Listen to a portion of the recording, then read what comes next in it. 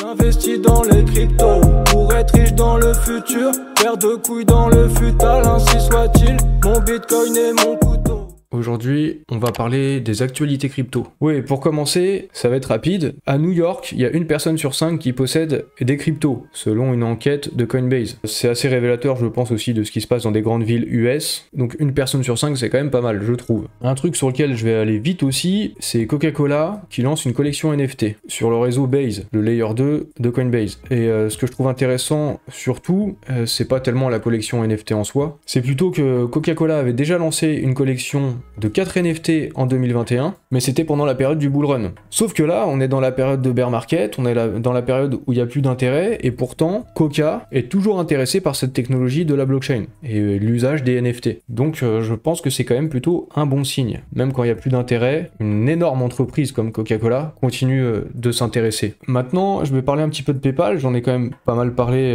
la fois d'avant, mais ça continue, parce qu'ils vont aussi lancer un hub crypto. On apprend ça en fait avec la mise à jour de leurs conditions d'utilisation, et donc c'est ce qu'on peut lire ici. En fait, ça va se transformer en un hub crypto, limite ça va devenir une sorte d'exchange PayPal. On voit aussi qu'ils sont en partenariat avec Paxos, et donc ils sont en train d'entamer une mutation, ça les fera ressembler peut-être à une sorte de Binance ou une sorte de Coinbase. On a aussi appris qu'ils avaient un partenariat avec Ledger, donc dans Ledger Live, pour ceux qui ont des Ledger, il va être possible d'acheter directement en associant son compte PayPal dans Ledger Live pour acheter des crypto-monnaies. Et là, d'un coup, il y a des nouvelles cryptos autour de PayPal, mais vous vous doutez bien, ça c'est l'aboutissement. Ça arrive maintenant, ça devient public, mais c'est des choses qui sont travaillées pendant des mois avant. Donc ça marque une accélération dans leur politique vis-à-vis des crypto-monnaies. Maintenant, je vais parler de X, ou plutôt, bon voilà, Twitter quoi. Pas de Multiverse X, mais de la plateforme X d'Elon Musk. Et j'ai vu au début ce qui était peut-être une rumeur, comme quoi dans le code de l'application web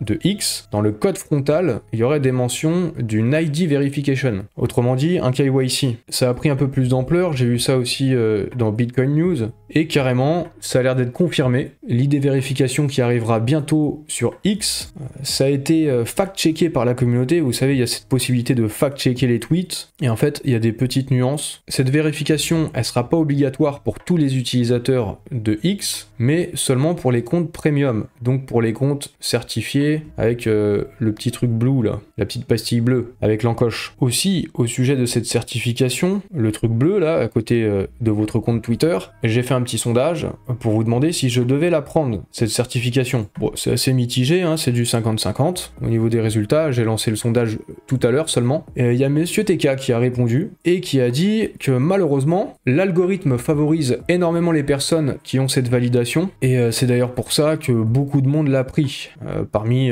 les créateurs de contenu. Et finalement, si on prend pas ça, notre visibilité, elle est vraiment très très réduite comparée à ceux qui ont la certification. Donc c'est pour ça que tout le monde l'a pris un peu. Et en fait, ça je le savais, j'avais même vu que en ayant la certification, on a 2 à 3 fois plus de visibilité. Donc ça veut dire que là, en ce moment aussi, j'ai 2 à 3 fois moins de visibilité, si c'est vrai. Et apparemment c'est vrai, hein, Monsieur TK confirme. Et du coup, ma décision, elle est déjà prise. Je vais la prendre, la certification. J'y réfléchissais déjà depuis un bon petit moment. Je me suis dit dès le mois d'avril que c'était quelque chose qui serait potentiellement intéressant, mais que je voulais pas faire maintenant. Je voulais voir d'abord l'évolution de la plateforme, comment ça se passerait. Et puis, j'ai aussi un petit peu ce côté de challenge. Mes tweets actuellement, ils sont bridés, mais jusqu'ici, j'ai vécu ça comme une sorte d'entraînement. Genre, c'est plus dur pour moi par rapport à ceux qui ont la certification, mais c'est pas grave. Je vais essayer de quand même faire des scores malgré ça. Et puis, le moment où j'aurai la certification, c'est un peu comme si on enlevait le frein à main de la voiture. Donc, je vais faire la certification, je sais pas quand exactement, mais quand je vais le faire, j'espère que j'aurai effectivement plus de visibilité. Et également, il y a une rémunération pour ceux qui ont cette certification, donc ça peut être bien aussi. En fait, pour avoir la rémunération, il fallait avoir 15 millions d'impressions dans les 3 derniers mois. Et moi, jusqu'ici, je les faisais pas parce que j'avais 1 million d'impressions. Là, très récemment, c'est passé à 5 millions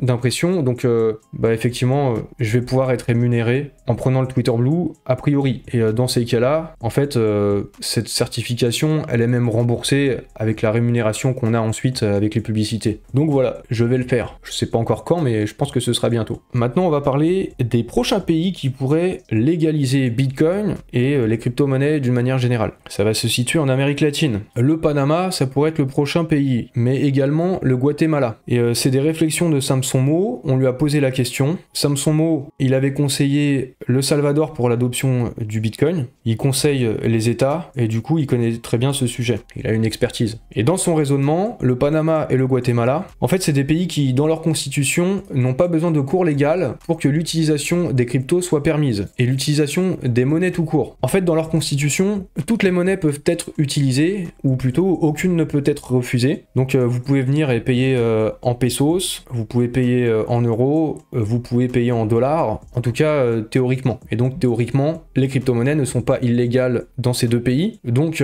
à la question de quels seraient les prochains pays à légaliser Bitcoin, assez logiquement, il y a des chances que ce soit ces pays-là. Mais entre-temps, est-ce que ça pourrait être l'Argentine, toujours en Amérique latine? Et l'Argentine, c'est quand même autre chose que le Guatemala ou le Salvador en termes d'importance, de puissance économique. Pourquoi ce serait l'Argentine? C'est parce que Javier Milei, il est arrivé en tête du premier round des élections en Argentine. De ce que j'ai compris, ça se passe entre guillemets en plusieurs rounds, il y a des primaires et l'élection finale, ça va se dérouler en octobre, donc sur la fin de l'année. Javier Milei, c'est un libertarien, apparemment de ce que j'ai cru comprendre, c'est un candidat anti-système, je connais pas plus que ça, mais il a l'air assez opposé à la banque centrale, il parle de la banque centrale comme d'un scam, une arnaque, il voit le Bitcoin comme une protection contre l'inflation, et puis un moyen safe de faire des transferts de valeur. Et en Argentine, la population, le pays est fortement touché par l'inflation, donc 114%, c'est énorme. En gros, le pesos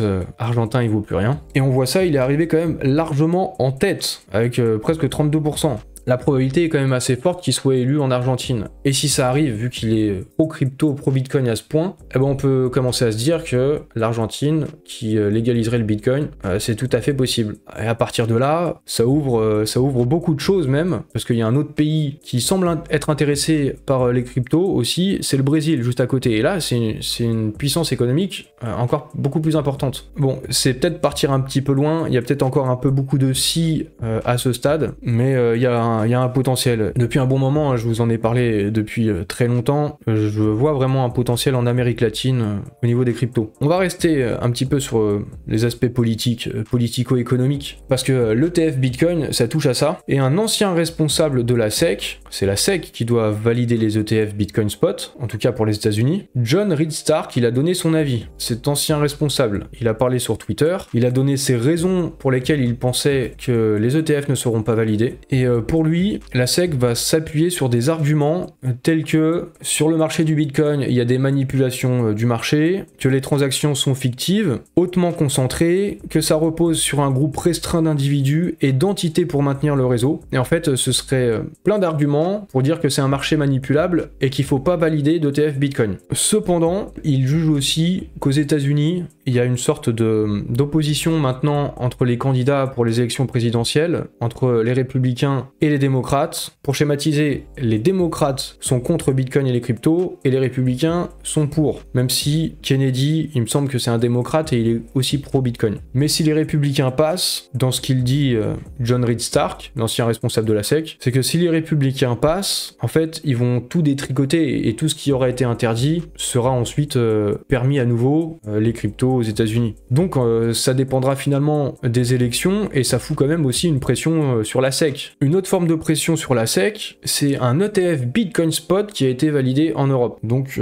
sur le marché européen, sur Euronext. Et en fait, c'est l'Europe qui devance les États-Unis ce coup-ci. Et en plus de ça, la SEC, ils vont être obligés de prendre en compte ce qui se passe en Europe. Parce que l'Europe, on peut pas dire que c'est le Far West, il y a quand même des législations très carrées. C'est pas une zone du monde où on laisse faire n'importe quoi. Si un ETF Bitcoin Spot est validé en Europe, il y a moins de raisons pour ne pas en valider aux États-Unis. Toujours sur les ETF, eh ben ça pourrait vraiment commencer à chauffer au début du printemps en 2024. Il y a plein de choses qui se combinent sur cette période. Et en fait, c'est les deadlines pour rendre des décisions pour les différents ETF Bitcoin qui ont été déposés, BlackRock et compagnie. Et les deadlines finales, ça tourne justement sur 2024, massivement à partir de la mi-mars. Donc ils pourront pas reculer éternellement, ils devront prendre une décision. Il y a le halving aussi, ça va se combiner. Les élections US sur la fin de l'année, il y a des raisons pour un bull run, un narratif là qui est en train de se construire peut-être. Malgré ça, en ce moment, vous avez remarqué ces derniers jours,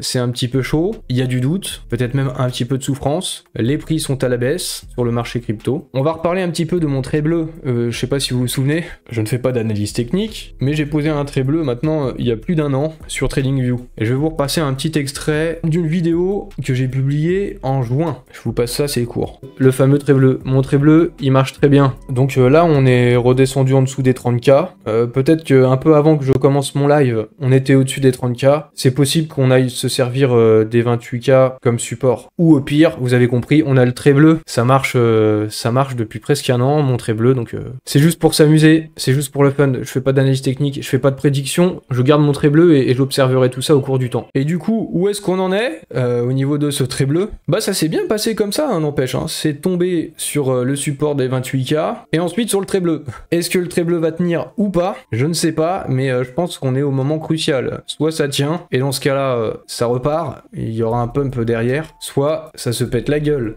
Soit ça va en haut, soit ça va en bas, vous connaissez. Hein. Donc voilà, c'est le moment décisif. Je pense qu'il va y avoir un mouvement assez rapidement, hein. Et puis il devrait être assez fort. On va dire c'est un trait cohérent, quoi. C'est de la même manière qu'on place des supports et des résistances, mais sinon, voilà, c'est un truc à la con. Hein. Ça n'a pas plus de valeur que ça. Hein. Prenez pas trop au sérieux mon trait bleu. Les moyennes mobiles, je mets même pas. Bah, de toute façon, c'est les trucs de base hein, que tout le monde fait. Mais moyenne mobile 200, moyenne mobile 50. Je connais, à des moments, j'ai mis un peu ça pour m'amuser. Et puis au bout d'un moment, il y en avait plein. Et finalement, on voyait plus rien. De toute façon, vous savez comment se passent les cycles. Hein. Maintenant, au moins maintenant. Il y a la phase où ça monte. Hein, et puis il y a l'euphorie. Et si vous n'avez pas pris vos profits, après, voilà. Ensuite, ça se pète la gueule.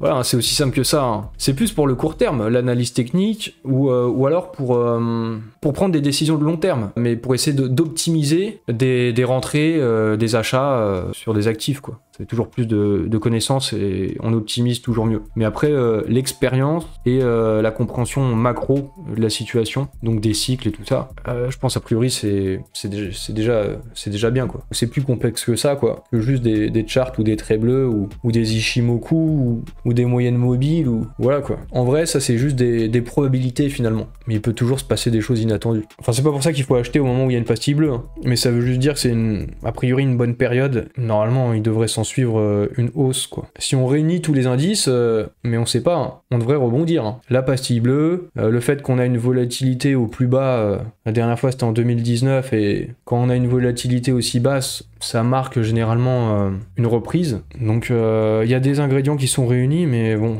si on vient et on affirme si c'est bon, c'est sûr, ça va repartir, et derrière ça se pète la gueule, on a l'air bien con quand même. Je pencherais plus quand même pour l'hypothèse haussière, mais je sais pas. Donc on verra.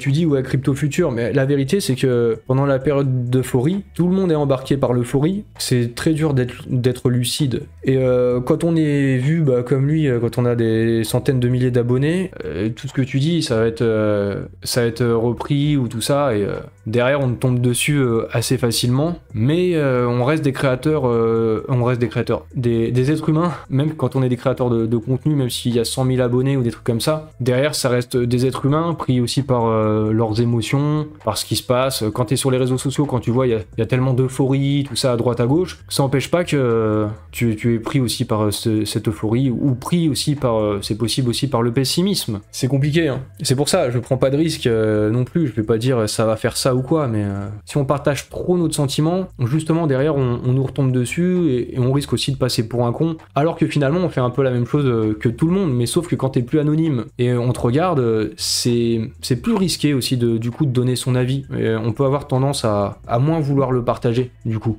Je pense que voilà, hein, j'ai fait le tour. Je vais vous souhaiter une bonne soirée, comme d'habitude. Pour ceux qui regardent sur YouTube, les prochaines vidéos à venir, là je vous avais dit il y a pas longtemps, j'ai des vidéos que j'ai fait il y a un an, bon elles vont continuer de sortir. Je pense que cette vidéo là que je fais, ce live là, je le sortirai dimanche. Continuez de vous abonner, continuez de suivre, continuez de liker. Au passage aussi, vous pouvez activer les notifications sur Twitch, je l'ai pas dit depuis un moment. Et puis on verra bien ce qui se passera avec le fameux trait bleu, l'heure de vérité, a priori c'est pour bientôt. Est-ce que ça va pump ou est-ce que ça va dump? On aura peut-être notre réponse dans le live Twitch de la semaine prochaine. Bonne soirée à tous.